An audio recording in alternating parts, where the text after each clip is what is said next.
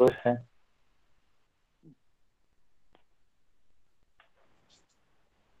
अब देखिए,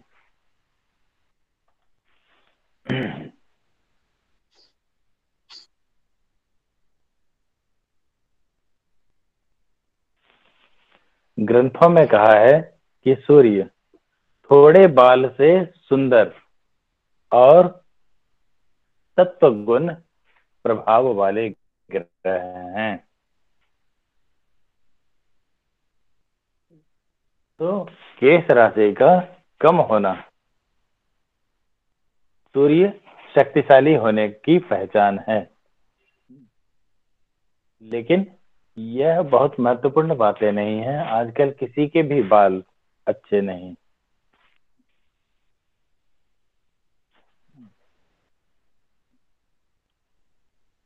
आइए अब चंद्रमा की बात करते हैं।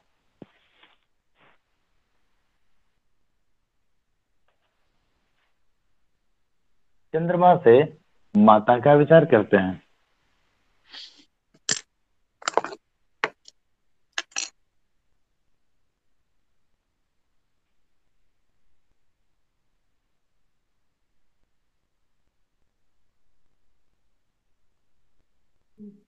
उठा गया देखो 8 बज रहे ना।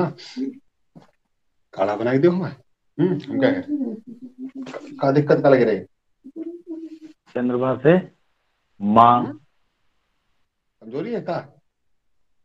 चाय बना के दे। ठीक है ठीक है। दीपक भैया अपना माइक और कैमरा बंद कर लीजिए। चंद्रमा से माता का विचार करते हैं। चंद्रमा से भी नेत्र का विचार करते हैं।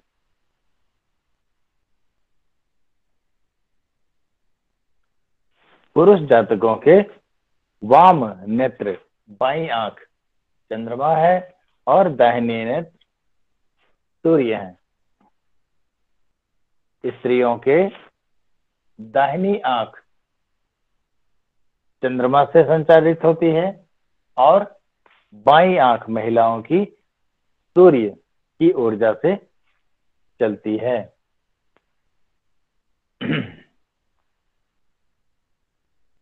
हमारा मन चंद्रमा है।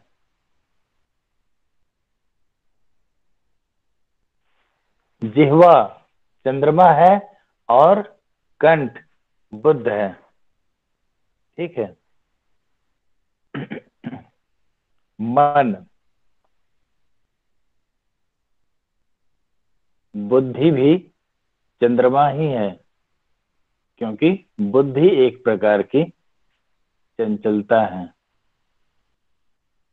बुद्धि की एक समान गति नहीं होती। बुद्धि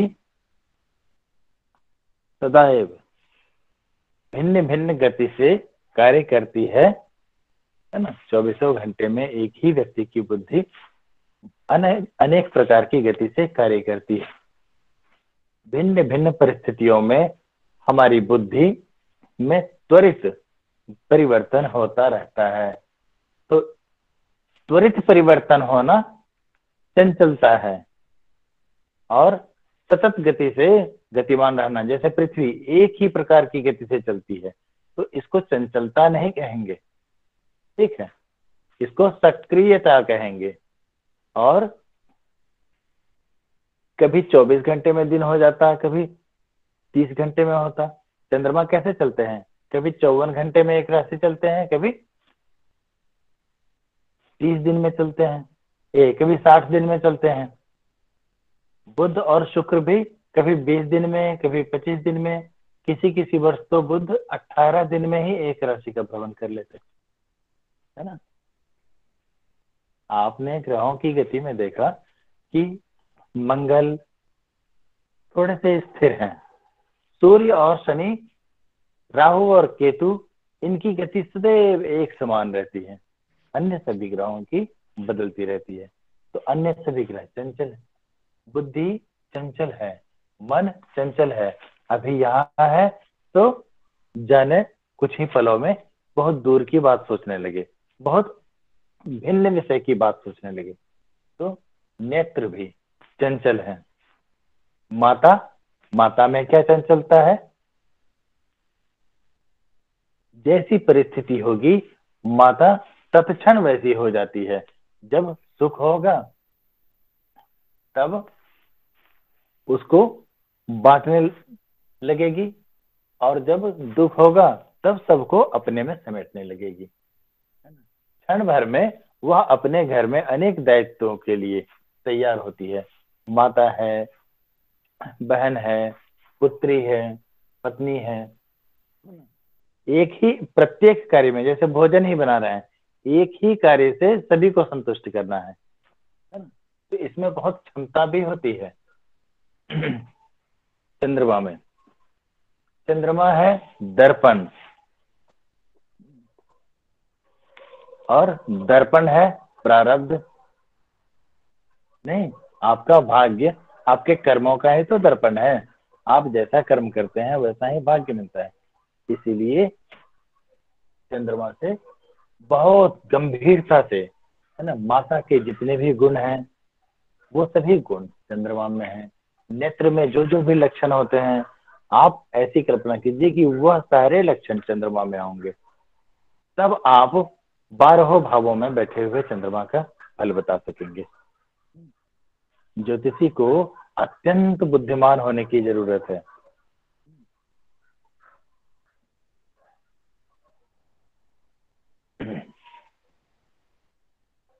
धन, धन का विचार चंद्रमा से करते हैं।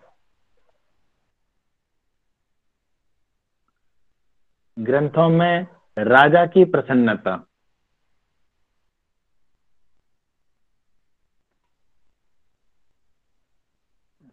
किसी भी भाव में चंद्रमा हो तो उस भाव से जुड़ी कोई घटना आपकी सामाजिक छवि बनाती है। यदि चंद्रमा शुभ स्थान में है तो यश बढ़ेगा, और अशुभ ग्रह से युक्त है या पाप दृष्टि है तब आपका अपयश कराएगा। राजा की प्रसन्नता जो लिखा गया है पुस्तकों में, उसका अर्थ है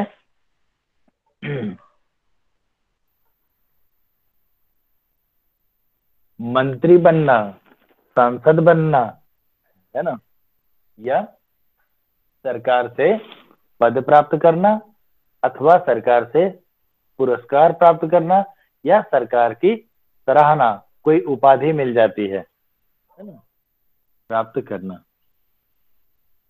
तो राजा केवल सरकार ही नहीं है ना। जैसे क्रिकेट खिलाड़ी हैं धोनी, उनको कैप्टन की उपाधि मिल गई। कोई आदर्श शिक्षक का पुरस्कार पा लेते हैं, कोई अच्छे समाज सेवी होने का उपकार, ये सम्मान पाते हैं समाज में। तो समाज में यदि आप कोई बड़ा पद और सम्मान प्राप्त करते हैं, उसको ही राजा की प्रसन्नता कहते हैं। तो किसी को प्रसन्न करने से जो कार्य पूर्ण होता है, उस कार्य का श्रेय चंद्रमा को जाता है। यदि हमारे चंद्रमा योग कारक है तो हमसे सभी लोग प्रसन्न होते हैं। व्यवहार का सुख चंद्रमा ही देता है। यह जो चतुर्थ भाव का कारक है, चंद्रमा भी और बुध भी, तो चंद्रमा व्यवहार का सुख देता है और बुध संसाधन का सुख देता है ना, घर में सामान जो होंगे। चापलूसी, किसी की चाटुकारिता करते हैं तो उसको चंद्रमा से विचार करेंगे। कोई बहुत चापलूस व्यक्ति है ना, कोई ऐसा व्यक्ति है जो यहाँ की बातें वहां केवल लोगों को प्रसन्न करने के लिए करता हो, तो उस व्यक्ति की तुलना चंद्रमा से की जाएगी।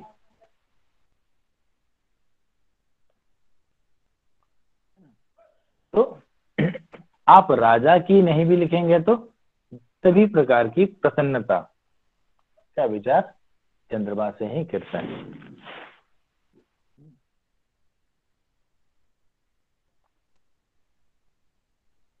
चंद्रमा से कोमलता का, विचार करते हैं।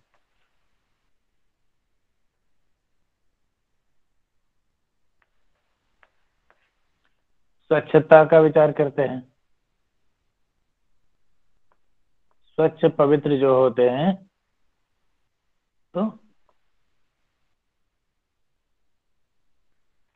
जैसे जल है शुक्र, है ना, लेकिन जल में यदि विशेषता है, गंगा जल है, तब चंद्रमा हो गया, है ना। चंद्रमा रानी है ग्रहों में, सूर्य राजा है, चंद्रमा रानी है। मंगल मंत्री हैं, ऐसे करके सबको पद दिया गया है। बुध युवराज हैं। तो विशेषता, ज्योतिषी आप भी हैं, मैं भी हूं, लेकिन आप बहुत बड़े ज्योतिषी हैं, आप में विशेषता आ गई। यह जो विशेषता होती है वह चंद्रमा है। तो किसी भी लक्षण की विशेषता, है ना, लक्षण या कहिए गुण अवगुण, है ना, की विशेषता का संज्ञान चंद्रमा से लेते हैं।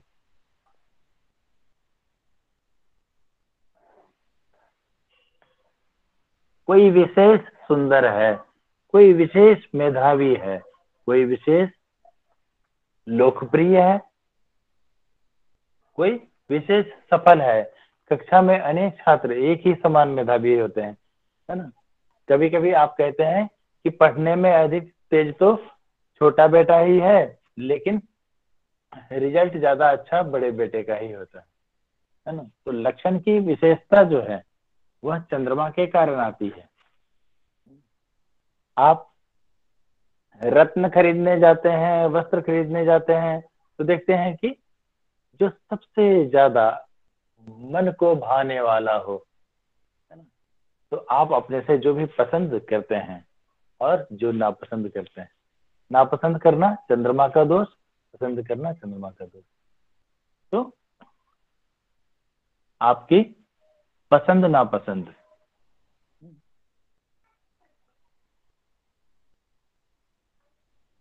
यहां पर एक रहस्य है, देखिए।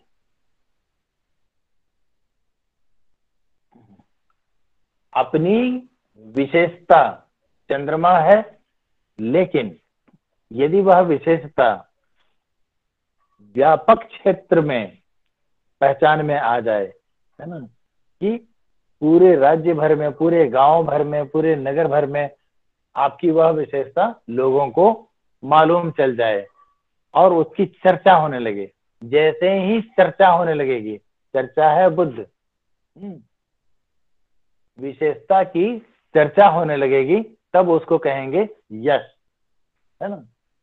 और यश जो है वह सूर्य देता है। यदि आपका यश स्थापित हो गया कि वर्षों से आप एक समान समाज में जाने माने व्यक्ति हैं, तो वह बृहस्पति के कारण होता है। इसको विचार कीजिएगा। तब स्वच्छता चंद्रमा से देखते हैं। हमारे जो नेत्र हैं, है ना, आंखों की जो बनावट है, आंखों का जो डिंब है ना, आई बॉल, वह चंद्रमा होता है। और जो बीच में काले सा गोला है ना, जो हमारे आंखों के भीतर में जो तकनीकी उपकरण है, रेटिना है, वह सूर्य है। तो चंद्रमा और सूर्य देखिए आपस में मिलकर कितने उपयोगी बनते हैं, है ना। कैसे यह सृष्टि अत्यंत मधुर है। स्वच्छता देखेंगे, व्यवहार देखेंगे,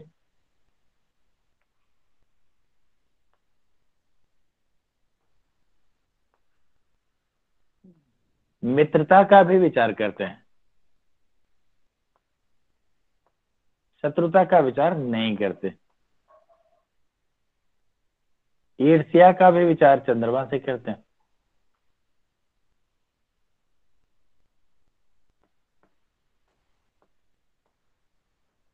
देखिए फिर भेद है।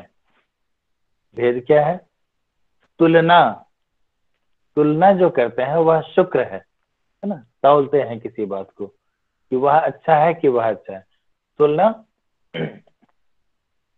शुक्र है, और ईर्ष्या तुलना के ही प्रतिफल स्वरूप जो मन में आग्रह आ जाता है उसको ईर्ष्या कहते हैं, है ना। तो ईर्ष्या चंद्रमा है। जब ईर्ष्यावश हम किसी के विरुद्ध कुछ करेंगे तो वह भावना द्वेष कहलाती है। द्वेष बुद्ध है। तुलना शुक्र है, ईर्ष्या चंद्रमा है, द्वेष बुद्ध है, और यदि आक्रामक होकर करते हैं तो क्रोध राहु है, और हिंसा मंगल है ना। आप एक कार्य जो करते हैं, आपकी एक एक गतिविधि में ग्रहों की कैसी भूमिका होती है, यह जब सोचने लगेंगे तब ज्योतिषी बनने लगेंगे, और नहीं तो नियम रखे रह जाएंगे, आप उनका उपयोग कैसे कर पाएंगे। ठीक है, इसीलिए जैसे रथ हाँकते हैं वैसे बुद्धि के सातों घोड़ों को, है ना, 7 घोड़े होते हैं ना मस्तिष्क में, जिसको आप गायत्री मंत्र की उपासना के अंतर्गत, है ना, धावी बनाते हैं, दौड़ाते हैं।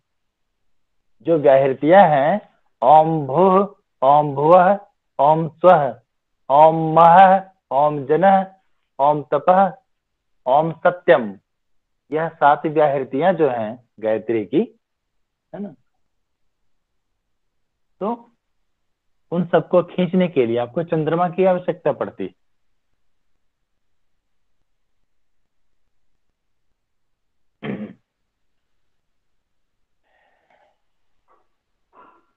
प्राचीन काल में ऐसी कथाएं आती हैं कि नारद जी मन की गति से चलते थे।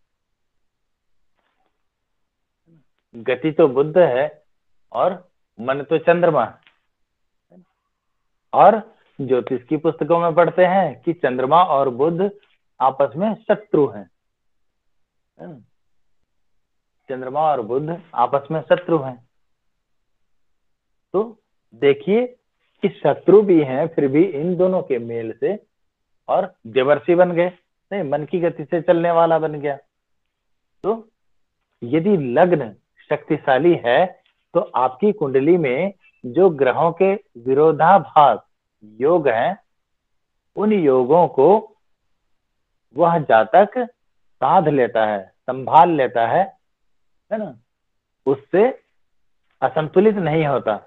इसीलिए यदि आपके कुंडली में चंद्रमा या शुक्र शक्तिशाली भी हैं तो सबसे पहले लग्न को देखिए कि क्या लग्न अंश बली है, क्या लग्न अच्छी दृष्टि से युक्त है।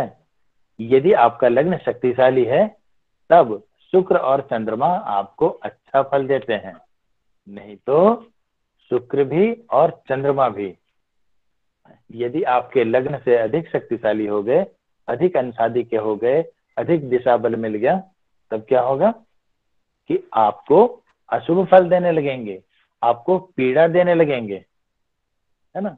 चतुर्थ भाव में चंद्रमा दिग्बली होते हैं। तो चौथे भाव में यदि चंद्रमा आ गया तो कहते हैं चौथ के चंद्र को त्याग देना चाहिए। तब आपके पास कितनी भी संपदा हो, पैतृक संपदा, पैतृक भवन, लेकिन आपको उसका सुख वंचित हो जाएगा। आपकी माता कितनी भी स्वस्थ हो, उनको आपसे कितना ही लगाव हो, लेकिन वह चंद्रमा आपसे माता का सुख छीन लेगा। चतुर्थ भाव का चंद्रमा माता का सुख वंचित कर देता है, अपने पैतृक क्षेत्र का सुख वंचित कर देता है। ज्यादातर जीवन भर किराए पर ही रह जाता है वह व्यक्ति, दूसरों के अधीन रह जाता है ना, पराश्रित रह जाता है। तो चतुर्थ भाव में चंद्रमा जैसे ही दिग्बली होते हैं और यदि लग्न उससे कमजोर पड़ जाता है तब जातक को कष्ट होने लगता है।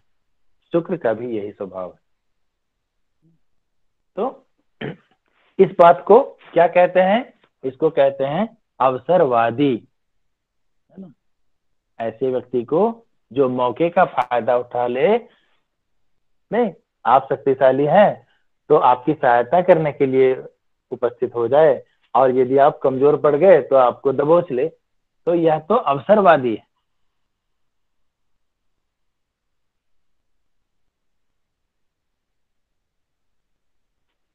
अवसरवादिता।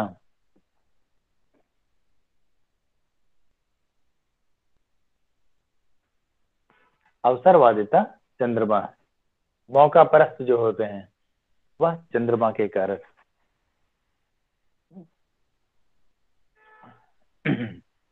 और क्या कहा है?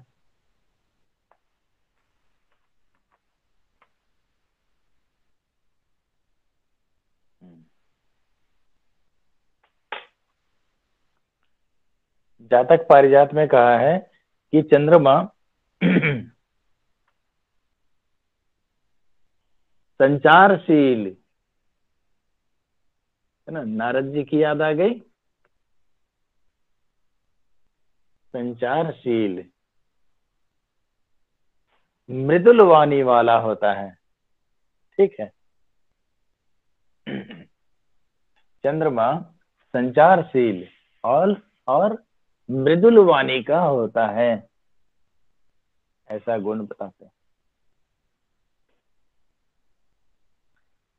चंद्रमा संचारशील, संचार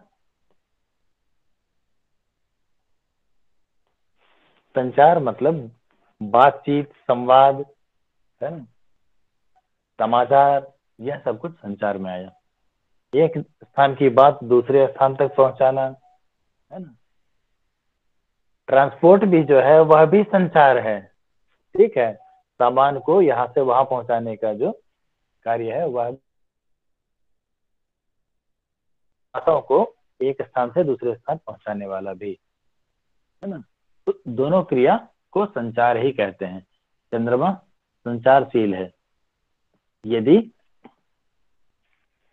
छठे, आठवें या 10वें भाव में चंद्रमा बैठे हों, ऐसे लोग ट्रांसपोर्ट के व्यापार में भी सफल होते हैं। तो संचारशील होता है, मृदुभाषी होता है।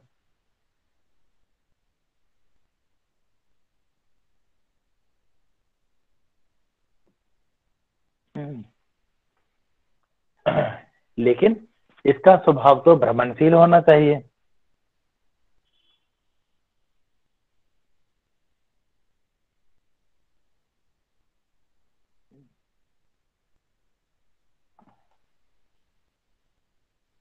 तो संचारशील और मृदुभाषी चंद्रमा होते हैं। चंद्रमा का अर्थ है विकल्प।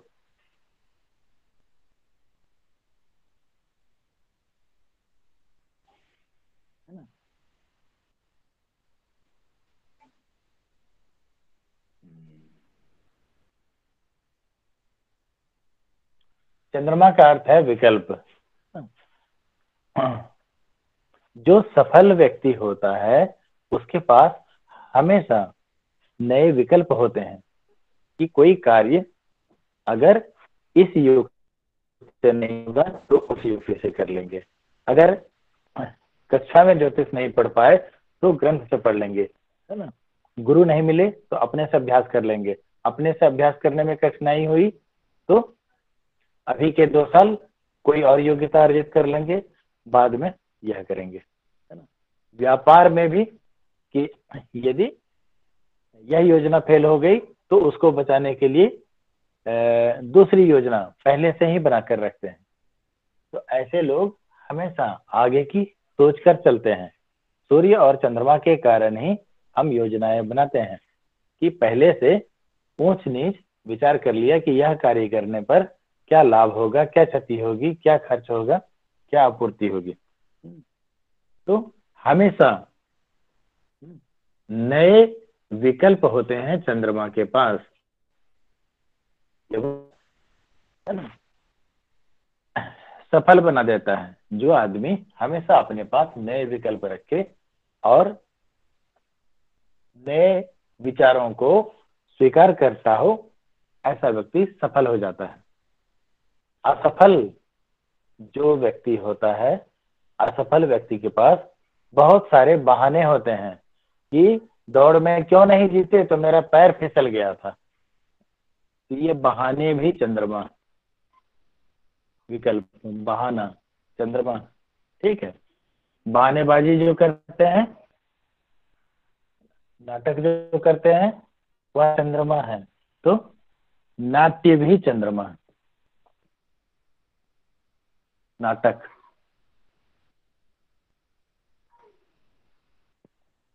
जब नाट्य चंद्रमा है तो चंद्रमा का संबंध फिल्मी दुनिया से नहीं है। हाँ है। ये जितने भी कार्टून बनते हैं, है ना, एनिमेशन बनते हैं, बल्कि आप टीवी, वीडियो, कंप्यूटर, मोबाइल पर जो भी देखते हैं दृश्य, वह दृश्य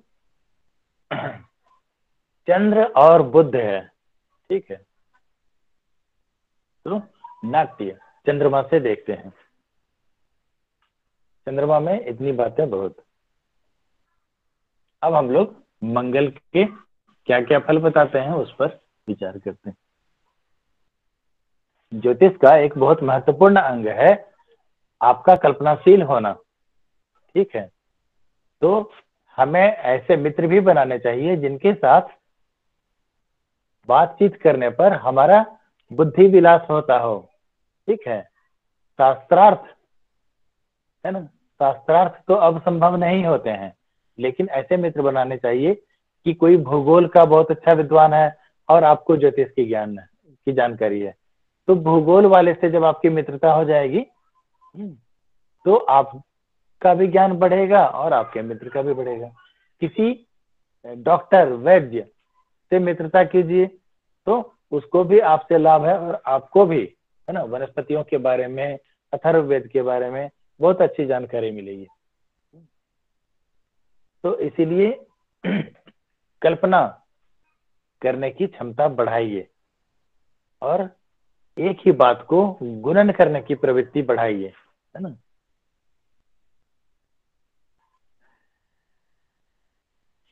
अब जैसे मंगल के बारे में फलादेश करना है, तो मंगल की कल्पना कीजिए कि मंगल कैसा होता है।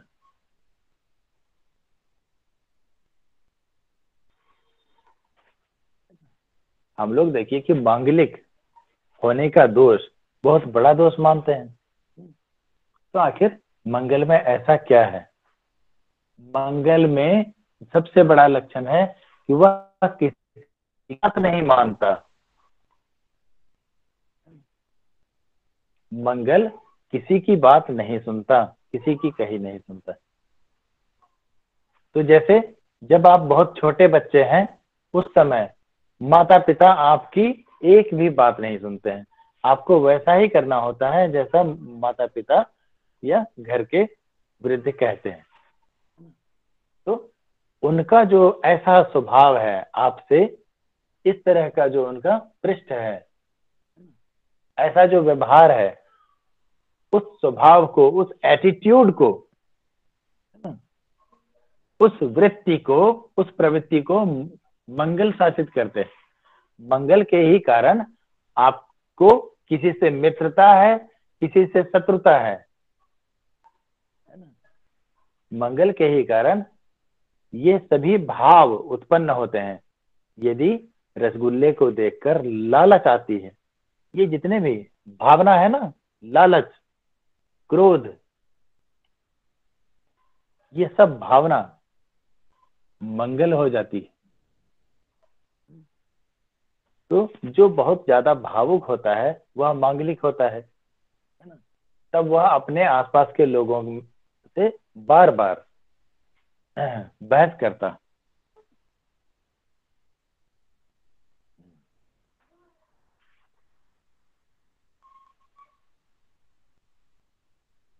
मंगल से भाई, साहस,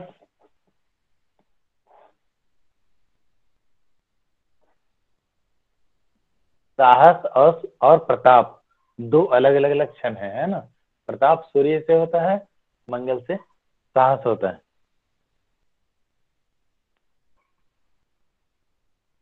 पीड़ा, जितने भी प्रकार की पीड़ा होती है, दर्द होता है, वह मंगल ही है।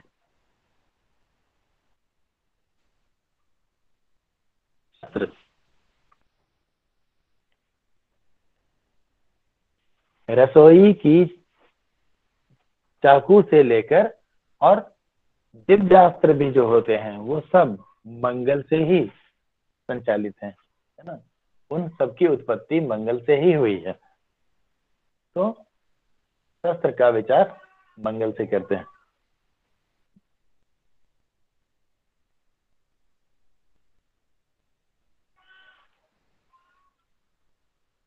भूमि,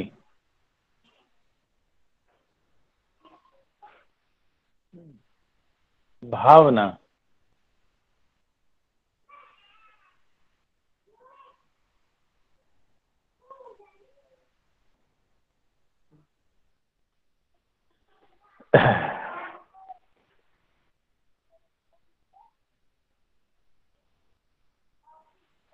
मंगल से जाति का भी विचार करते हैं।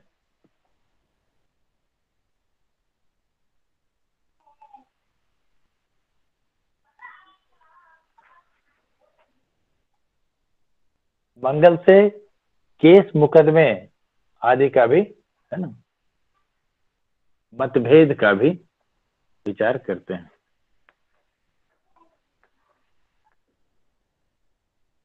केस मुकदमा चल रहा हो वह मंगल के कारण होता है। वैसे तो वकील शनि है, लेकिन शनि यदि कुंभ, कर्क या वृषभ राशि में हो तब जज भी बनाते हैं। तो मतभेद मंगल से देखते हैं। झगड़े,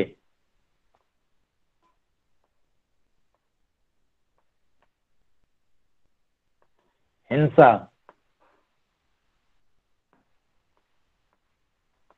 रक्त भी, रक्तपात भी, कानून जो है, शासन, यह मंगल के कारण होता है।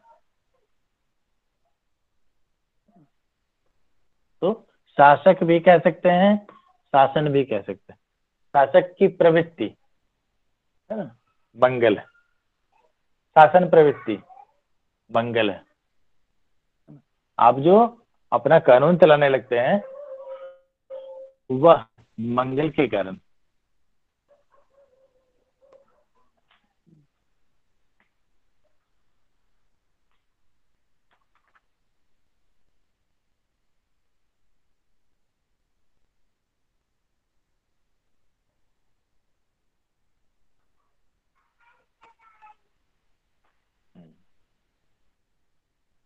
पुस्तकों में बताया है कि पित्त प्रकृति वाला, चंचल, पतली कमर, लाल से युक्त, गौर, रुचिर, प्रतापी, कामी और तमोगुनी है। आप फलादेश में किसी को ये कैसे बताएंगे कि वह तमोगुनी है ना। तो यदि बताना हो कि तमोगुनी है तो उनको बताइए कि बहुत देर से नींद खुलती होगी, बहुत तली भुनी हुई चीजें खाने का मन करता होगा और हमेशा चिड़चिड़े स्वभाव के रहते होंगे। अपने भाई बंधुओं से आपको सदा खेद ही रहता होगा। तो ऐसे बताना चाहिए।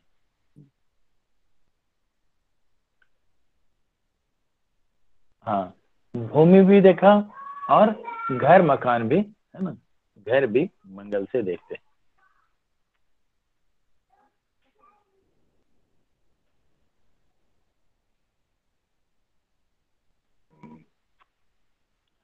रोना मंगल है और आंसू चंद्रमा है। मंगल से और कुछ विशेष नहीं देखते हैं भाई। साहस, पीड़ा, शस्त्र, भूमि, भावना, जाति, मतभेद, झगड़े, हिंसा, इन बातों का ही विचार करते हैं।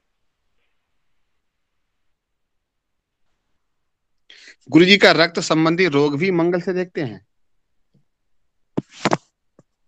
संक्रमण बृहस्पति है ना। इन्फेक्शन से होने वाली बीमारियां, चाहे वह रोग की हो या कुछ भी, तो वह बृहस्पति के कारण है। आनुवांशिक रोग केतु के कारण होते हैं, है ना। जैसे कि शुगर है ना, माता से पुत्र को और पिता से पुत्री को होता है। फिर नेत्र दोष भी हैं, यदि माता पिता, है ना। तो high blood pressure, low blood pressure, ये दोनों आनुवांशिक रोग माने गए हैं, तो वह तो मंगल के ही कारण होते हैं। उसमें 3 मुख्य रुद्राक्ष गले में 3 दाने धारण करने से आराम मिलता है। नहीं गुरुजी, तो अभी आप केतु से बता रहे थे, केतु से होते हैं अनुवांशिक रोग। हाँ, तो आनुवांशिक रोग केतु से होते हैं, लेकिन क्योंकि ब्लड प्रेशर का हमारे क्रोध आदि भावनाओं से बहुत गहरा लेना देना है, आदान प्रदान है, इसलिए क्रोध से संबंधित होने के कारण, है ना, हमारे भीतर जगने वाले भाव से संबंधित होने के कारण ब्लड प्रेशर जो है, रक्तचाप